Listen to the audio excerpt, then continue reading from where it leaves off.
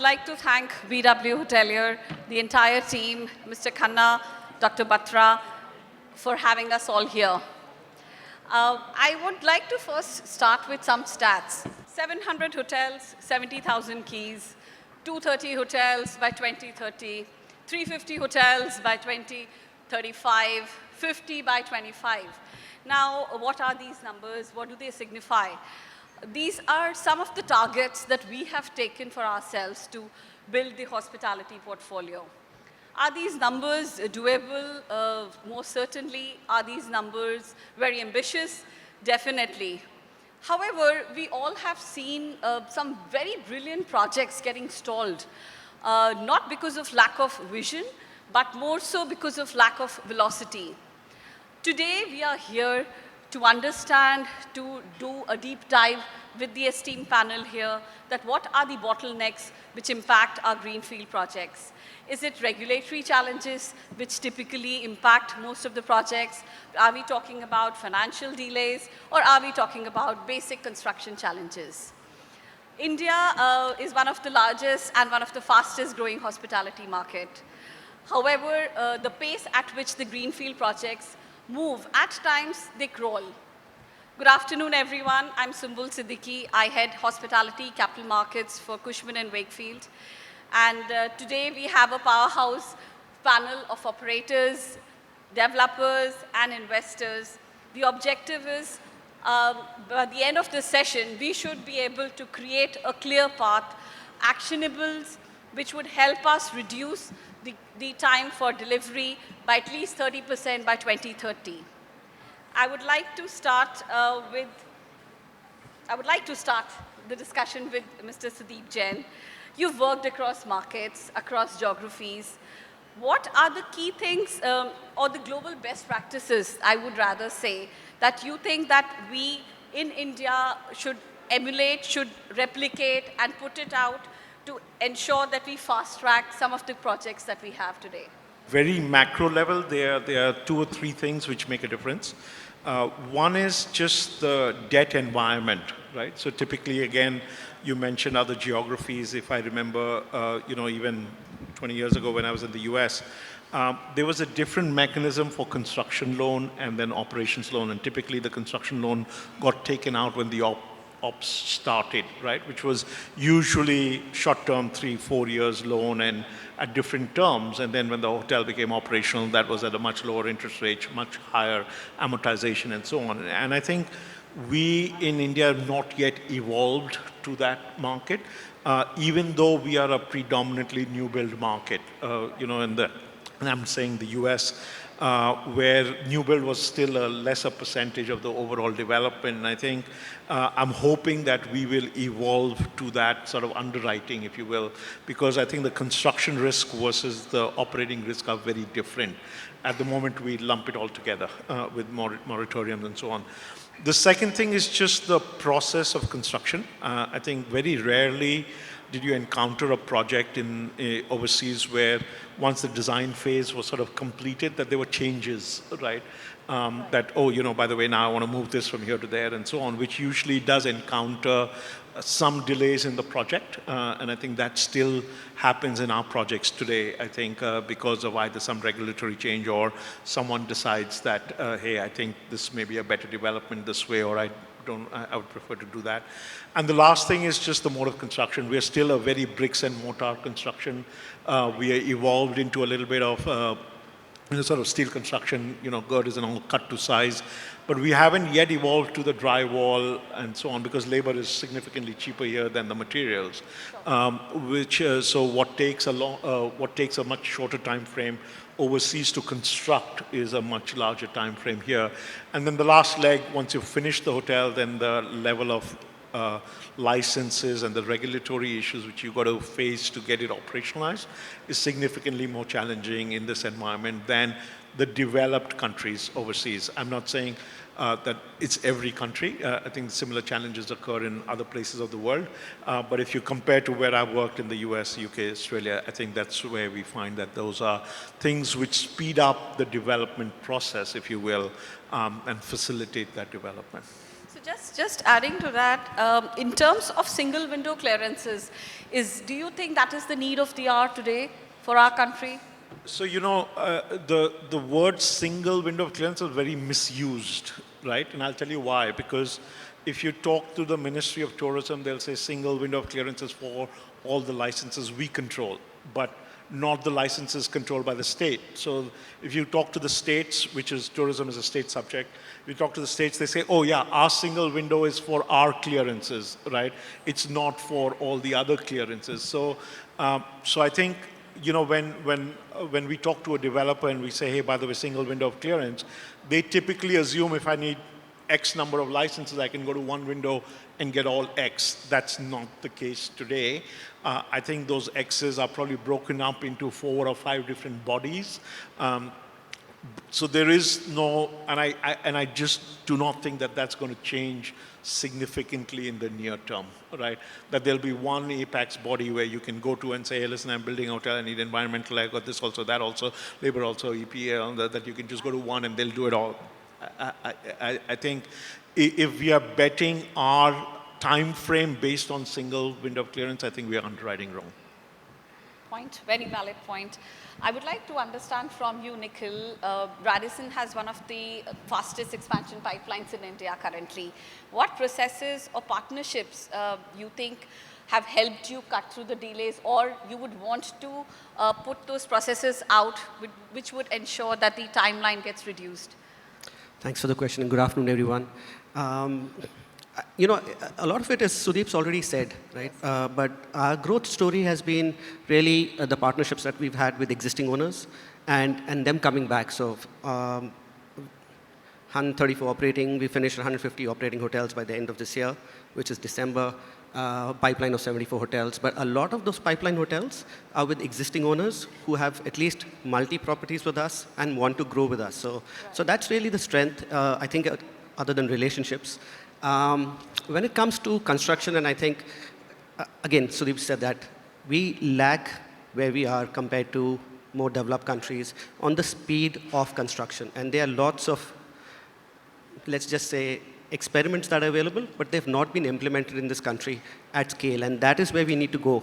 At Radisson, because we now work with AI and digital mood boards, so actually we can produce a design for an owner literally in under 10 minutes while we're having a meeting and say, this is what the mood board would look like, this is what the room would look like, this is what your investment in that room and capex would be required. So as we move forward, I think those elements that need to be adapted. And of course, when it comes to workmanship in this country, you still lack quality workers when it comes to execution at the site. And they, the mock-up room is made, when the final room is made, you still have differences from a mock-up room to the final room. So those small tweaks that we need, and once done, I think we'll be in a much better place.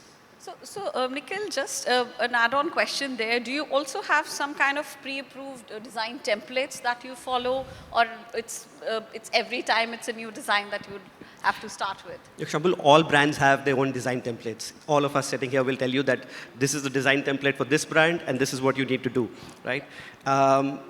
Not every owner wants to do that to the T, and that is where the challenge comes in. And how much can you allow the customization to happen, and how much tweak can you allow? And you are also seeing, on behalf of the industry, a lot of soft brands coming in. Sure. One of the reasons of the soft brands coming in is because the owners want their legacies to be there, but they want that distribution reach, they want that operational reach, and they want that kind of reach that a global brand or even a domestic brand can give them. Moving on to Mr. Singh, I would like to hear from you. InterGlobe has been a leader in delivering mid-market hotels, at scale. So is there a playbook that you have created for speed without compromising on the quality? Yeah, so like I agree with everything that the panel just said. We went back to the drawing board at some point in our journey. We did struggle. And we built some very critical blocks within the company because we had to deliver 30 hotels, right? And the 30th will come out next year. So in 17 years, it's in excess close to 6,000 keys. One of the first elements, I'll try and simplify it for everyone, is alignment. one has to build stakeholder alignment across the company.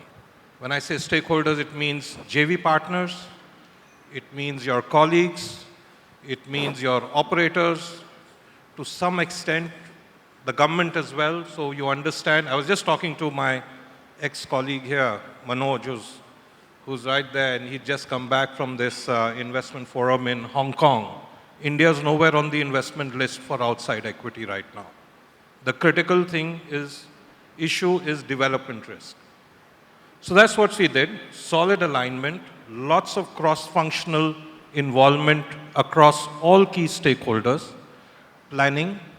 In 2013, we set up a whole planning department, which had a line of sight, 3 years down, 5 years down, 10 years down, and we literally worked the whole business like a machine.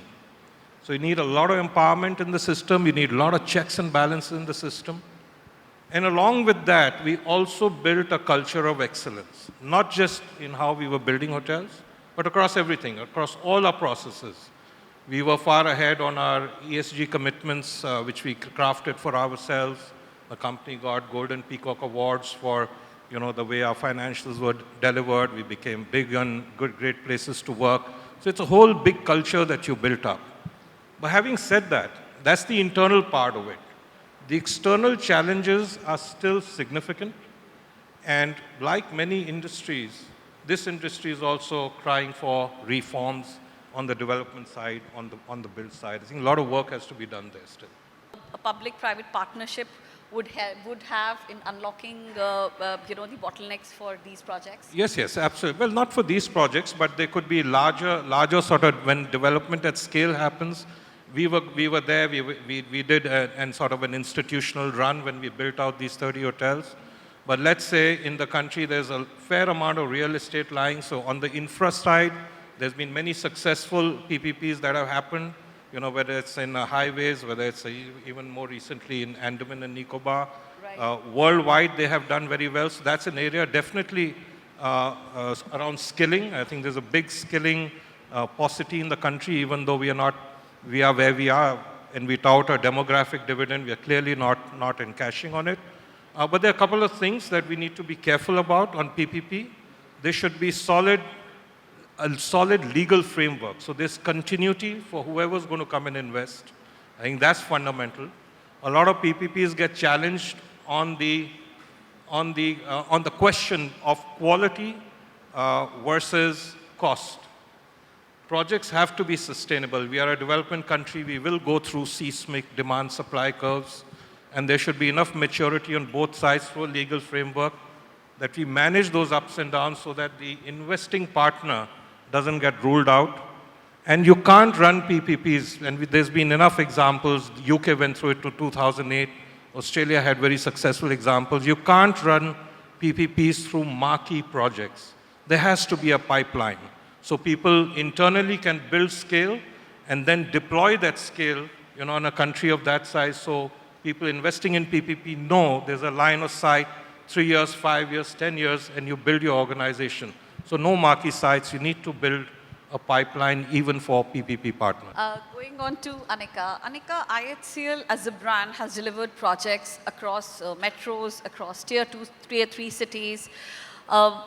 Do you see that the kind of bottlenecks that you face in a metro is very different from what you would face in a tier 2, tier 3 city? Thanks, Sumbul. So IHCL has a portfolio of about 550 hotels. About 150 hotels are under active pipeline. Under the organic, classification, we have another 150 as part of the inorganic portfolio, as part of the recent acquisition that we have done. This 150 hotels is spread vast and in varied locations. So definitely the landscape of challenges is also very different. So for example, in a city location, the intensity of agency coordination is much more heightened. You'll have to be mindful of, for example, traffic management. You have to be mindful of dense urban areas where you have to maneuver, the construction and the various licenses and approvals. Whereas in case of leisure locations, they will tend to be close to nature. So that will bring its own set of challenges or extra activities that need to be undertaken. For example, if you're near to a hill station, whether it's Himachal Pradesh, now there Section 118 will make or break the destiny of the project. Or if it is close to the water, the beaches, the rivers, CRZ will bring in additional efforts to get the licenses. As far as tier 2 cities are concerned, supply chain could be an issue because you will have to bring in various FF&E or even qualified contractors who can deliver on that finishing for your interiors. So their supply chain may be an issue. In fact, in some cases for tier 2, tier 3 and leisure locations, there could be some grayness on which authority will give what approval. So for example, an OC or a trade license in some cases can be given by a panchayat. In other cases, it will be given by a municipal authority. So the challenges are varied and many depending on the typology of the location. I think what helps in our system is 2-3 things. First of all, we have a very seamless integration of various segment experts within the organization. In fact, we are structured in such a manner, for example, the real estate and development department is looking after the entire life cycle of the project, from development to technical services to execution, passing on the baton to the pre-opening team very seamlessly. So this creates a very intimate way of coordinating the various approvals. And it's not that we won't get the curveballs, it's just that we'll be a little more attuned to them and the patent won't drop. Excellent. But do you see that local sourcing and domestic contractors can be leveraged more to deliver the projects faster? And how easy or difficult it is to, especially in terms of the construction and the quality of the local partners, how do you manage and navigate that situation? Right. So Sumbul, we as an organization truly believe in Make in India, and we have made a purported effort to show our allegiance and contribution to it. And in fact, it also aligns with Pathya, which is our ESG initiative, because if you reduce the travel, if you source locally, that is also supporting our SDG goals as the Tata Group and as IHCL. So we are very much game for it, and we have tried to imbibe it in a very purposeful way. Now, whether it is, for example, when we did the Taj Usha Kiran Palace in Gwalior, we use the local stone from Gwalior, to integrate it into the interior design. Now, the interior design could be, really a very beautiful blend of modern and, the culturally attuned aesthetics, but we made it a point to use some of the local materials. Now, whether in Statue of Unity, we use local laborers and, contractors, subcontractors to execute the project. So definitely we make an effort to use local materials and manpower and contractors available. Having said that, it has to be a very fine balance because you have to create a global proposition, and hence it will be a mix of global, national and regional facilities that you will end up taking, whether in terms of contractors or in terms of materials. I would like to hear from you. Hyatt often builds in premium locations. Now, what unique challenges come with high-profile greenfield projects, and how different are these from any other project, what Anika spoke about in tier 2, 3 cities? Do you also face similar challenges? Yeah, it's a well-known fact that India is viewed as a very high development risk market for greenfield projects. And that's why a lot of institutional equity overseas, that would have willingly deployed their capital in this country stays away and prefers to work through platforms or, equity plays rather than getting into direct development risk. And it's not only about high-profile greenfield projects. I think this is across the spectrum of all greenfield projects. And a lot of it is already been addressed by, my colleagues in the panel, but I think it's all about consistency and clarity. And there are various examples where you have developers who have embarked on on building a hotel or any real estate and have their plans have been stymied, suddenly by some change in regulation or various aspects. And I'll give you some examples. You have examples where a state government is in power and then there's elections and another government comes in. And quickly, one of the first things they do is, backtrack on some of the commitments, little realizing that, there are investors who have actually put in money based on a commitment that the government has given. That's one. There are also perils of being a developing economy with these new airports. Airports is another example. A new airport getting built. Before the whole flight path is sorted out, suddenly you have your building heights in a large radius, everything comes to a standstill because people are not figured out where the flight path is going to be. I mean, these are real life examples that have impacted our projects. Then the judiciary doesn't help as well. You have this whole Taj, situation. Agra, for example. Agra hotels became part of industry. And you couldn't build hotels, you couldn't complete or start hotels for a long time because it was clubbed under industry. Things like this really don't help the whole development environment. And until we can sort this out, I don't think it's going to get better. I think for us, we've seen greenfield projects take inordinately long. You've had hotels, I think we did average time for a hotel to open, if it's a full service, premium hotel, is 7 years. And that totally destroys your investment case under normal circumstances. And this is, I think, a real problem that all of us need to sit down, and a lot of intervention in this needs to come in from the government and the regulatory authorities. Absolutely agree. So in some of the states or some of the locations, as a team, as a group, are you not able to preempt that these 5 things can go wrong and start the licensing work beforehand? So if the developers who are much more knowledgeable than us cannot preempt it, I don't think we are in any position to. But I think in some ways, we as well try to mitigate development risk. And one of the things, and to the extent that it is in our control, and one of the things that's why one of the things that we really like doing are conversions of existing hotels or signing up hotels that are already under construction.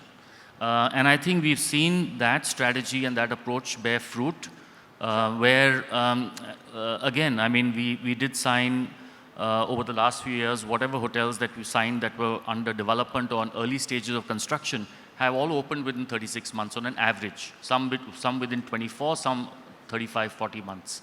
But 36 months on an average, which doesn't sound great, but in a relative sense it is. I mean, if you say something like this in China, they would wonder, what you're smoking. But here in this environment, I think it's pretty good.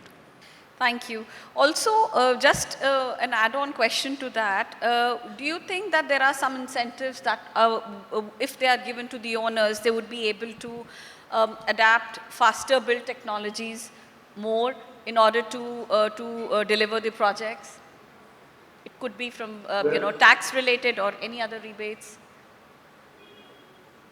I don't think, we are in a position to really look for too much of tax rebates because once the general reforms are happening on GST, generally on taxation, we are still seen as a sort of an elite product, elite business, and maybe not really right for getting concessions. But I think where we can certainly focus is there are 2 types of products again that we do. One is the very exclusive, unique kind of 5-star deluxe type of products. There, of course, the vagaries of design, etc., are very special, and therefore maybe using technology is not so easy.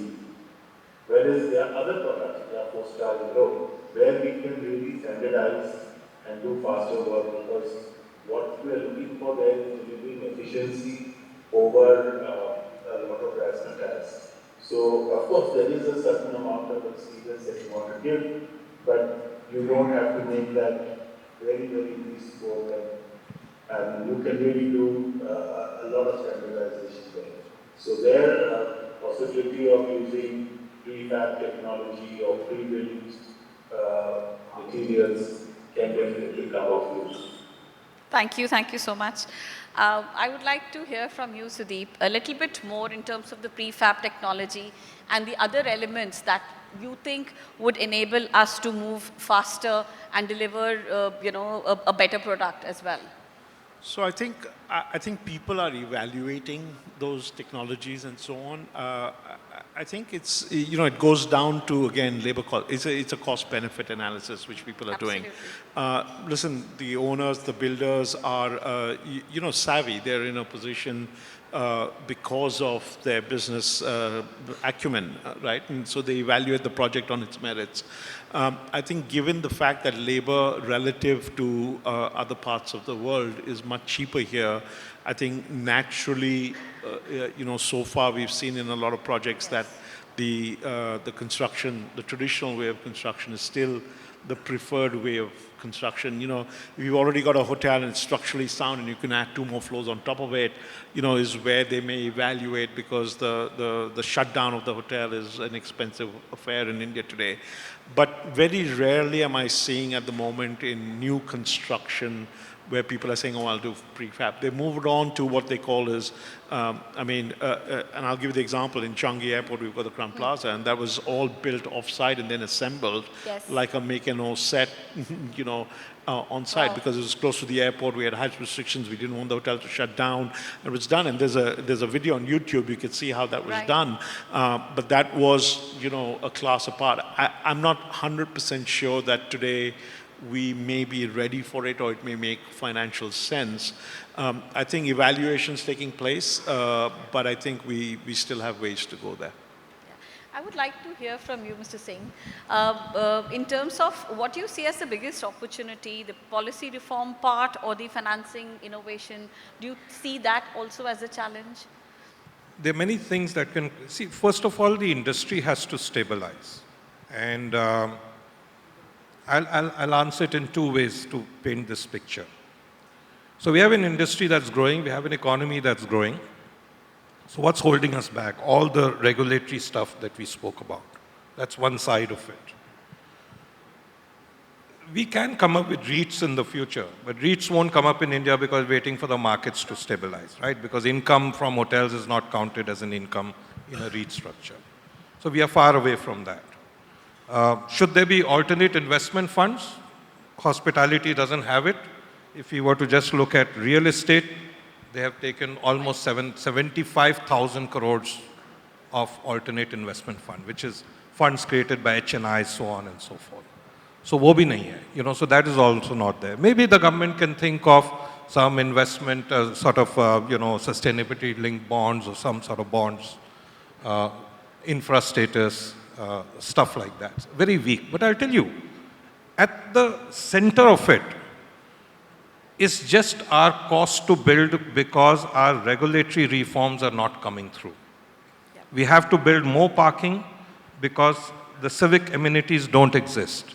We have to provide for STP because that doesn't happen. When you look at urban districts, there are about 8,000 urban districts in this country. 67% of them don't even have a plan that is workable. And we are building in those sort of areas where there's so much of regulatory jumble. Ironically, even the recent GST reform hurts the lower paying room more than above 7,000. So if you're below 7,500 rupees, your P&L is going to get hit by 3 to 5% negatively. I may be presumptuous, but maybe together as an industry and as the government, we need to actually sit down and help the government navigate this, because they don't know. We are the experts. And I'm sure our associations are doing a good job. We are going to appeal on this whole GST thing. I think that's already happened. But I think it needs more work. Government is always there to find solutions, provided we are able to, as an industry. My own experience was, I got into this industry 12 years ago. Nobody was putting paper to the government on the development area of hotels. Nobody. And all the capital is coming over there, but there was no representation to the government on the development side. and the regulatory environment. So I think that needs to be appealed. That will make our capital far more efficient, and by default will give better ROCEs, better investment sort of criteria for more capital to come in.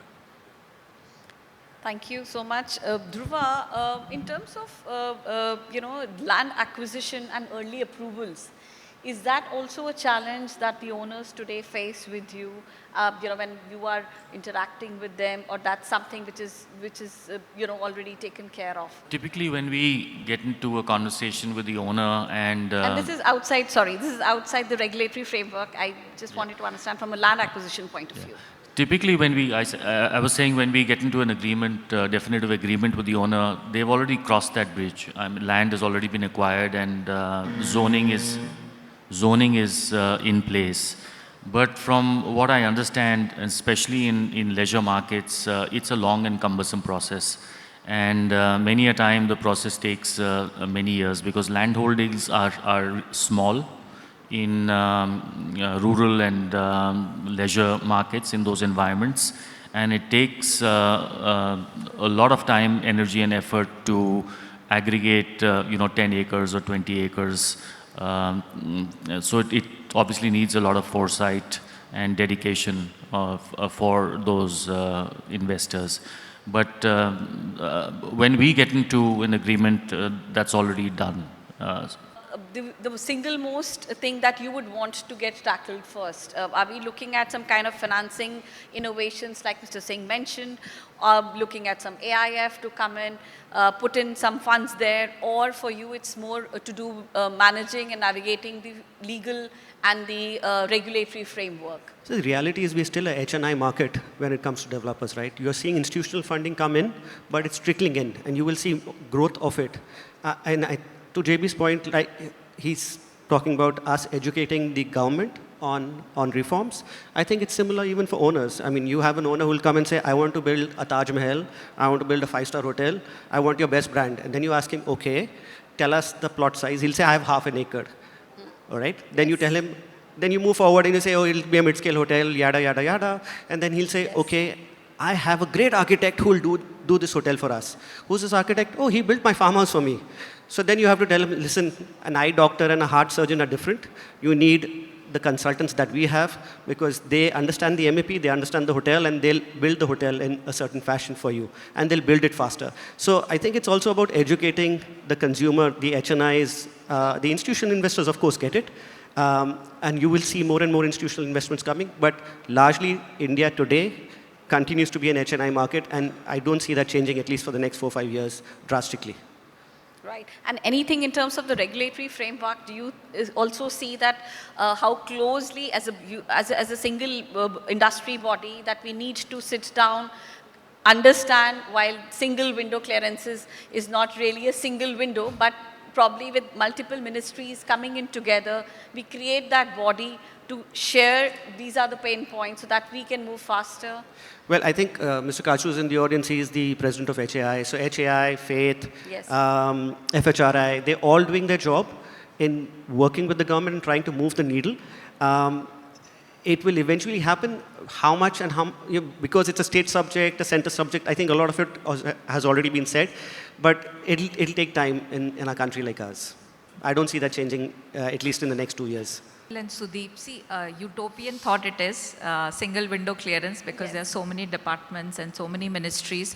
What one could aspire to have is probably 4 or 5 classifications. You could have construction, pre-construction as one bucket. You could have fire, life safety, environment as one bucket. And you could have operating licenses as one bucket. So that could be an approach, but single window, I don't think it's practical. That's not practical, yes, unless we've got the right set of ministries also who are pitching in and wanting us to move a little faster on these projects. So for Dhruva, if I need to ask you again, do you think local sourcing, domestic contractors, is that also something that you would want to, as a brand, when you close a particular land deal, how deeply do you get into these aspects, or you let that owner decide completely on that? Because that affects the project delivery timelines drastically. So in terms of sourcing, etc., I don't think we really get involved on, which vendor owners are sourcing from, as long as they are complying with what has been signed off on. For example, when you do a mock-up room and sign off and then mock-up room, we really don't get involved in where the furniture is coming from.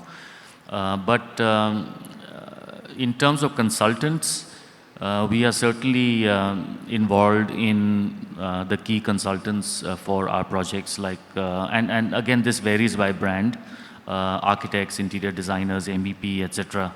And our endeavor is to get more and more India-based consultants approved and, on the panel. And I think we've made tremendous progress on that front over the last 10 years or so, because there's incredible talent in this country, which is only growing. And our effort is to get more and more consultants from India working on our projects. Sure.